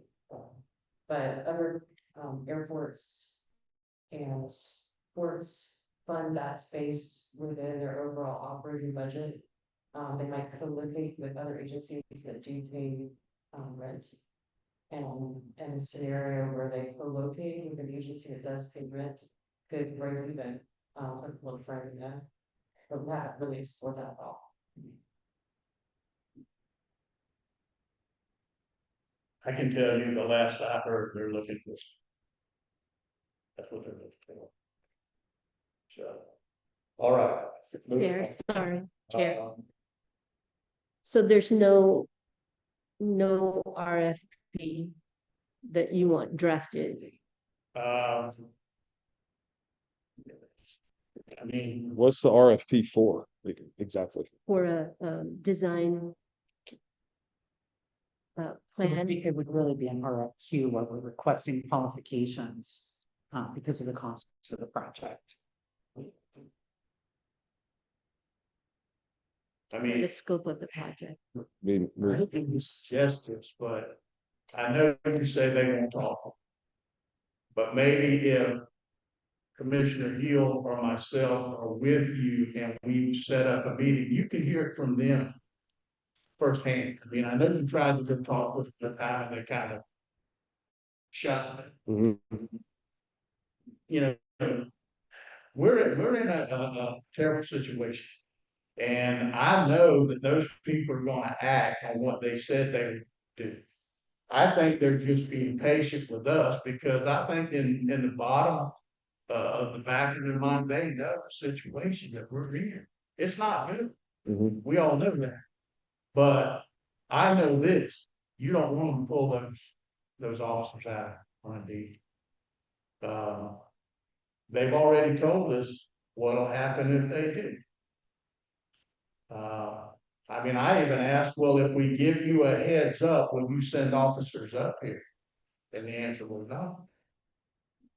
I mean, that's what they said. Mhm. I can only go by what we were told. Right, but I mean, if I don't refurbish a container crane, we're not gonna have our core customer here anyway. Just there, I hear what you say. Yeah. I can go out there and look around and it's depressing. I'm gonna be honest, it's depressing. Because they're wanting certain things, and I even asked them, is there any way we can downsize? Can we shave this down and come up with what would be suitable for us? And they said, no, we have a standard. If I make Miami do it, and I make Port Everglades do it, and I make Charleston and Savannah and all them conform, how can I let you get by with the little bit that you want to get by? Said, why? Okay. Said, okay, I'm just passing it along to you. I have a deep concern for this because I think this, if we don't have something tangible that we can show them, it's gonna bite. It's just not. Well, if we're not a designated port of entry, then that affects our ability to get grants that we need for us. I mean, Vice Chair Moore has said the same thing. They are very pointed at what they say and what they do. So, So I think the goal was just to, again, like try to see if we could get a design build concept that was more reasonable for the Port of India. And if we don't want to put it out to bid until we have all the funding, they were like back as like it should do where, we're still waiting for appropriations. So just so I'm clear, yeah, we're just in a holding pattern for like appropriations. Or what are we, what's standing on? I mean, even if we are awarded what we think we're gonna get from appropriations, thanks to Davis's hard work, we're still millions short. So, total, what do we expect? Best case scenario, appropriations. 983. Yeah, I think that's taken 1.9, but given the conversation with my state Okay, so that takes us about halfway there then, which will be. 2/3. We already have them. We already, between what I'm committed to match, FDOT grants and the last appropriation, we're 2/3 of the way there. Let's call it 3 million. That's basically between what's allocated now and what we hopefully will get through this appropriation. That would be about 2 million. And we think the last estimate was 2.7. That was 2 years ago, so I'm calling it 3. That's, So, I think that's good progress. Mhm. And then the original awards, those aren't gonna run out before we get it. No, I've already checked. Sure. Okay, I mean, that's good. I think that's possible. Hmm? So we're just not ready to issue the RFP currently. So we'll table this for, to bring up after session's over. Okay. When is the cycle over? it would be done for the base fiscal year, July 1, but it is up for discussion on when they would meet for a special session on Monday. We got a memo today that they're not meeting this week, but that they will go into their special session on the 20th. That reaches. Right. Mr. Neal, I'm gonna ask that you can contact Fletcher and either have a phone conversation with her, bring her up to speed where we're at. Just let her know this is, the wheels of politics don't move fast.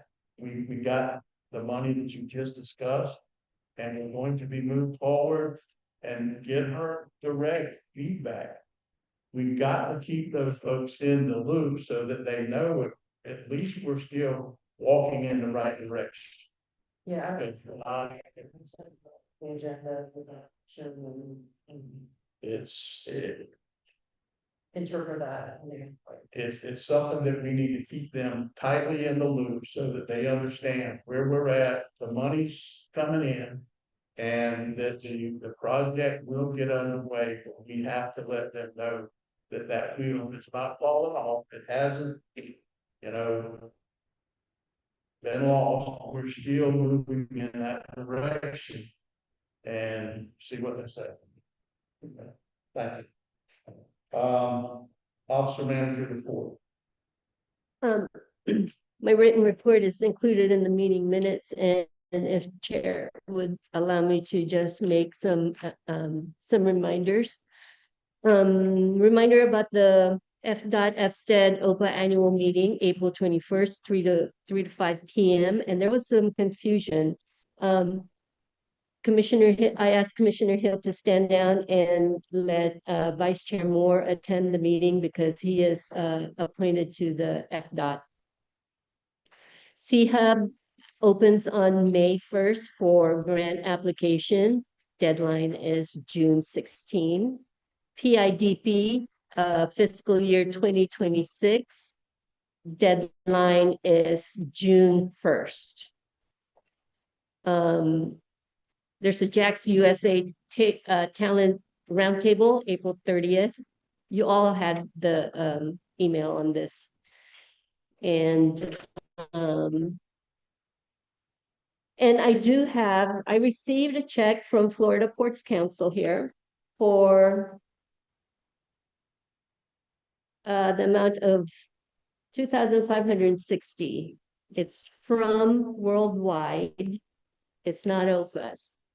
So I just want to make sure to give it to the port operator. I couldn't find the invoice in my files. They are in good faith returning it because of the end of contract between FSTED and Florida Ports Council. They never cashed it, so they're returning it. Is it a grant for most review? It just says the invoice number and that's it. Yeah, that's the only thing it could be. Yeah, 2,500. Yes, that will be ours. Thank you. Yeah, worldwide. So I'm giving it to Mr. McNair. And then sorry. Commissioner, Vice Chair Moore, added this statement for, help me out here, Tammy, this It's like the state of the port. You know, his feelings and thoughts about where we are as a port and I mean, I'm summarizing this, I read this a couple of days ago, but that we concentrate all of our efforts on the Port of Fernandina when we're the Ocean Highway and Port Authority, and we have a much greater jurisdiction than the Port of Fernandina, and we are not maximizing our efforts to look for other kinds of new business because we're bogged down with the port. and also the letter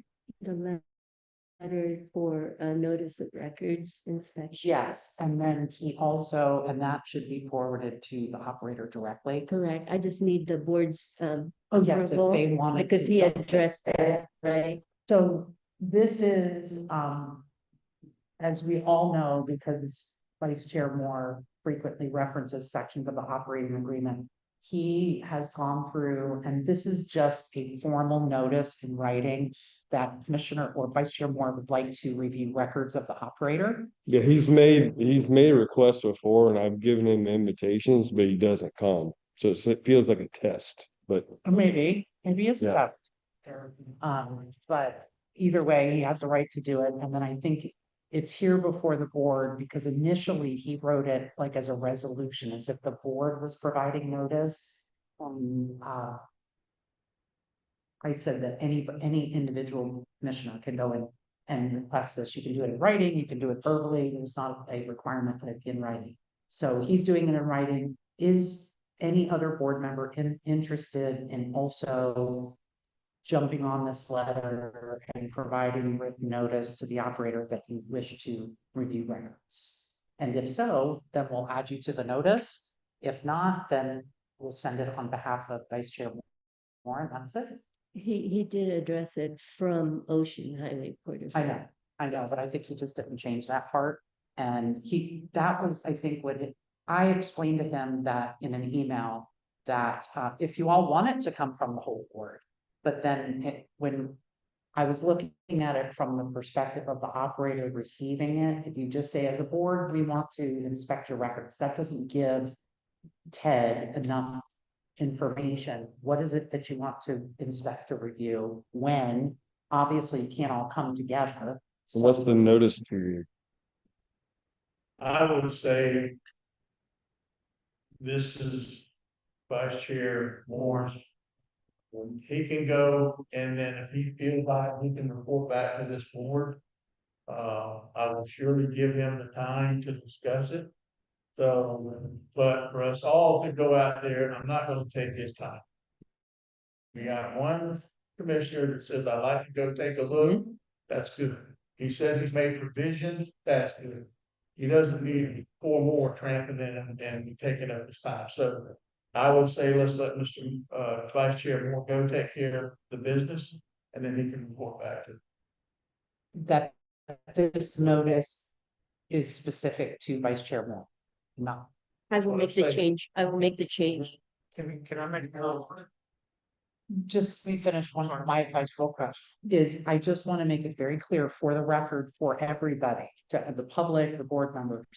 At any point that you wish to, with a reasonable notice, which is probably 24 hours, right? I mean, is if you wanted to go and inspect records, you can also ask, they can ask for copies of records. If for some reason the port operator says, I'm not giving you a copy of that, that's not a public record. If there's a dispute about what's a public record, Mr. Lassier and I will hash it out and we can get you the record. If there is, by the way, Ted, a request for a record and it ends up being exempt, we have to provide the board member with the statute that says why it's exempt. So you can't just say records are exempt. But if we get to a point, let's say Vice Chair Moore is there reviewing records, says, I want a copy of this, this, and this. And you or your staff is like, I can't give you a copy of that right now. I've got to check with whoever. Then, and if you're claiming that it is not a public record able to be seen by any of it, doesn't have to be a public record for the board members to view it, right? But if they want to take a copy of it away with them, then certainly if it is a public record, they must be allowed to take a copy. So if the operator doesn't believe it's a public record, then just mark the record and we'll figure out what it is that, if it's a public record or not, between John Lassier and Sure. I don't really expect that to happen much, but if it does, but please know, you do not have to do a formal notice like this. You can send an email, you can make a phone call, anything like that. Let's just not get in some gotcha thing where it's like, I need all this stuff tomorrow and then we don't get it tomorrow. Like, let's just be reasonable with the advance notice. I have a feeling that this board will be respectful Okay. of your time and your business. Yeah. Okay. Anything else presented? Could I make a comment? Yes, sir, please. Sorry. Up to the podium. Just as written, we read it as they wanted to review the monthly information. And the first Wednesday of each month, it's kind of unrealistic, like July 1st happens to be a Wednesday. So it's not that we will have to provide information, but maybe the second Wednesday or the fifth working day or something like that. There's That was certain just a consideration for that. So change that part to maybe, That would be our, That's Vice Chair's call. yeah. That's what our assumption. okay, Oh, that's not true, and okay. I did notice that there's a lot more reporting done. Which is great. Like a lot more information. because we requested it. That's right. Yeah. I mean, it would be nice to track it so that we can sort of, make meaning of y'all. Right here, over time, spot trends, or, see if you can. As more volatility or positive trends.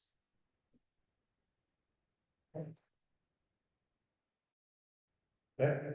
All right, item 14, for commissioners item. Mr. Shovel. Curious, it looks like we're saving a little bit of money, and we're getting out, we're out. I want to, if you can, just briefly, just revisit the MOU, because I think it's important to try to get us to the finish line. So what does that? So, like, what does it mean to, as Should we share how he have him and the assistant secretary look at it and give their feedback? Because it's important enough to. I like to see it at the finish line. It's definitely gonna help out. And building work, it's gonna help generate revenue, it's worth operating, under, you see what going with the pilot. So what helps get us there so we can get some additional revenue? And I just want to think about that because again, I don't want to be kicking it down, kicking the can and then, go out. So, Jill, would you be willing to go to the books and look at the documents? Why don't we do this? Why don't you and I just talk outside after this meeting? Is that cool? I would rather. I'm in the sunshine because, listen, I know that there's severe penalties and, a lot of talk. And I don't want to put myself in that situation. No, I'll just talk to him. I trust you. How about that? We'll see how it goes.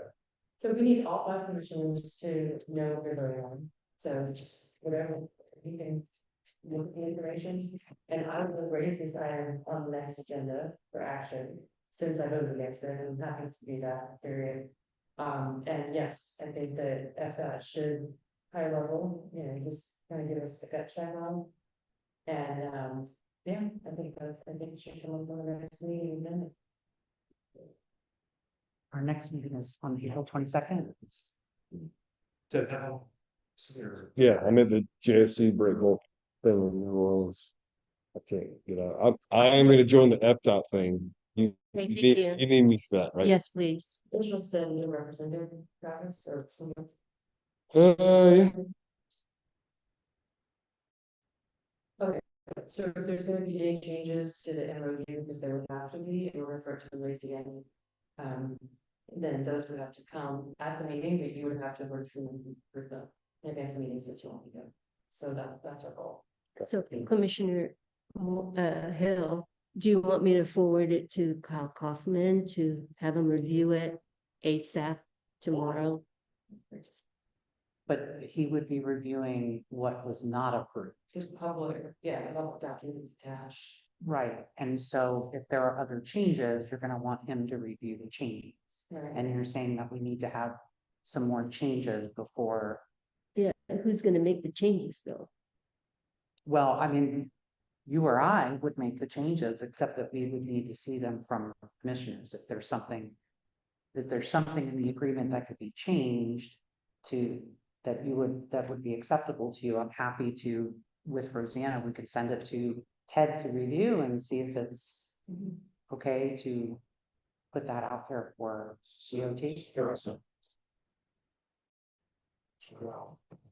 If she brings it back up and makes a motion for reconsideration for the next meeting, it could be exactly. Could be times. Yep.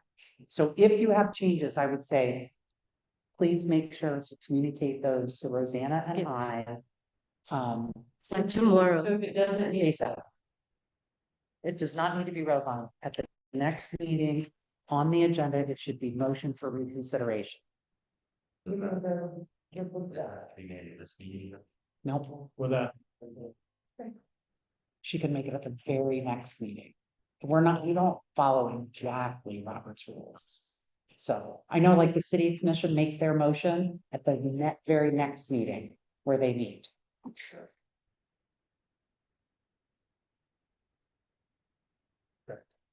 all right. Thank you, Davis. I always appreciate that. Anything else? Mr. Cole, you have anything to help with that? Okay, Yes, I did. you do? Yes. Let's do one of first. So in my discussions with, Helen Hoffman and Assistant Secretary Fitzpatrick, and then they sent around meeting minutes from the discussion, Vice Chair Moore, you all seen those meeting minutes? Have you seen those minutes, Commissioner Cole? Say that again. Have you seen the minutes that Rosanna. Yes, yes, you look at. Okay, did you talk with, Secretary Fitzpatrick or Cal Hoffman? No, I'm not. Okay. Have you talked with them? No, okay. But you've read the minutes? Yeah. Okay. So in reading this, the minutes from the meeting, I, was struck by several points about like the cadence of the meetings, having only one meeting a month. And so I think we should take action to lead. First of all, don't take the second meeting off of our public notices because it gives us the flexibility to use that if we need it. But I think that we should take action to, not hold that second meeting of the month unless we need it. In this case, we're using it for the MOU, but to keep our meetings short when we can. And also to move toward hiring a board director. And in order to do that, we need to be able to fund that position, but we also need a board director who's empowered to direct, the operation of the board and to do broader activity of OPA. All the reports on board director, it used to be that it was an employee of the operator. And then at one point it was, Lord Bella, who was employed by the Economic Development Board. But during that time, when we have port director, except for during ARPA, every other time in, in this history, the salaries of the board were, set at 12,000 a year. And the port director was either paid by the operator or paid by a donation from OPA to the Development Board. And we heard generally in the community that OPA salaries are too high. Right, so in order to set ourselves up for success and to align with our partners at FGHC and to show that we are prepared to be the focus to bring OPA into the next generation and not let the same thing go. I think we need to take action to lower our salaries, and we need to search for a court director. So I want to bring that to the next meeting, for action. And, I just didn't want to blindside everybody to bring that. I think it's not really a surprise because I know some people campaign on it. Me. And there y'all will too, so, but it's good to know that, it's really good to know that Florida DOT is closely monitoring the Port of Fernandina and that our state partners see us as part of their, operation. And that's really the trend we see with DOT's actions to in-house SDEV management and to really get a handle of what the ports are doing and how goods are moving and to kind of in-house that knowledge. And I think it's a really positive thing for the public and for the Port of Fernandina, as they're the oldest ports on the Eastern Seaboard. So I think we're a really good place to do some good things, and they have very positive remarks about the board and about really being a partner for the long term. So I mean, I think we're going to do some really cool stuff. Right, I'm gonna bring up, thank you, Davis, because you just made me look at something, but this is for the benefit of our new business, not necessarily Robert's rules. You can make a motion for reconsideration at the same meeting, or you can make it at the next meeting.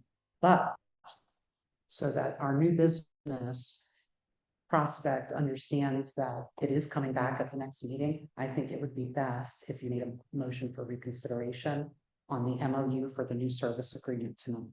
Just because that means that it's coming back. And so the new business prospect maybe has, and the operator has some hope. Yeah, so we'll make a motion for reconsideration at this meeting. Make it tonight, and then if you make it tonight and it passes by 3 of you, it'll be on the agenda at the next meeting. And the new business prospect will know that it'll be up again. Do I have to make the Please. motion because I voted against it? Yes, please. Okay, so I'll make a motion for reconsideration next meeting. So, and Did you get that? All in favor, say aye. Okay, I oppose. 3-1. It means it's-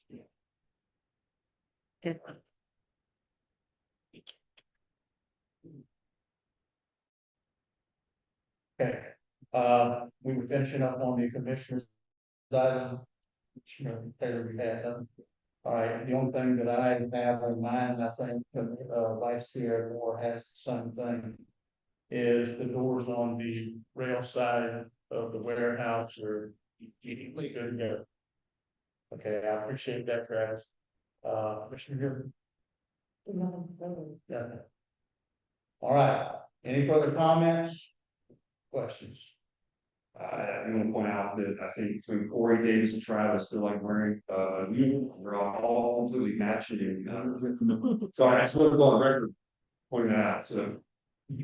All right, with that being said.